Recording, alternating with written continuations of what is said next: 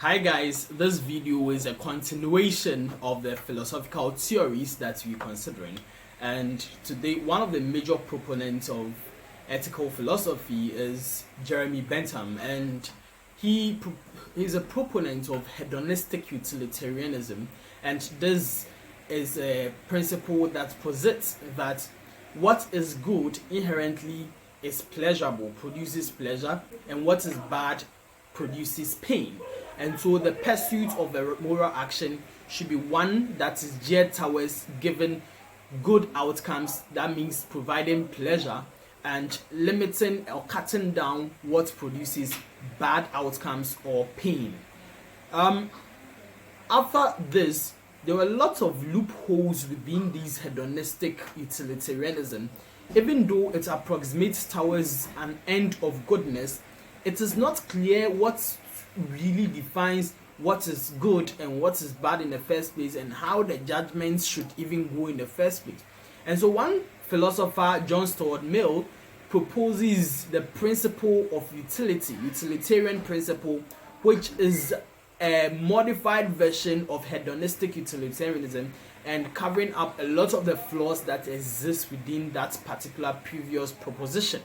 And the principle or theory of utilitarianism will posit that every moral action or ethical framework should be one that provides the greatest good for the greatest number of people.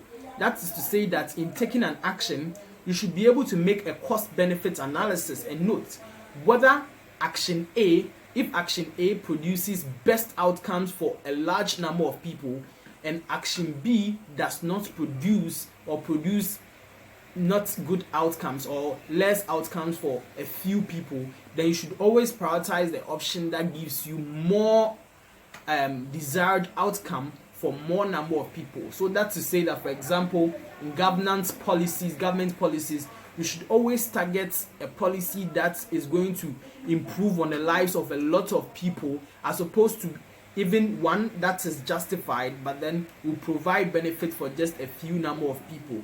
And for him, that is the ultimate way of judging what is moral. You can always have to please a large number of people by producing a desired outcome for that large number of people. Immanuel Kant is obviously one of the most discussed philosophers in modern philosophy for his theory on moral autonomy, which was a derivative of categorical imperatives in the first place. And this really is a paradigm case study in philosophy, moral philosophy per se. And over the earlier times, there have been discussions as to whether philosophical judgments should be subjective, like pursuing your own interest, which could be ill-motivated or incentivized by your selfish perspective. Should that be the focus of moral action, or you should have a more universalized scale of judgment?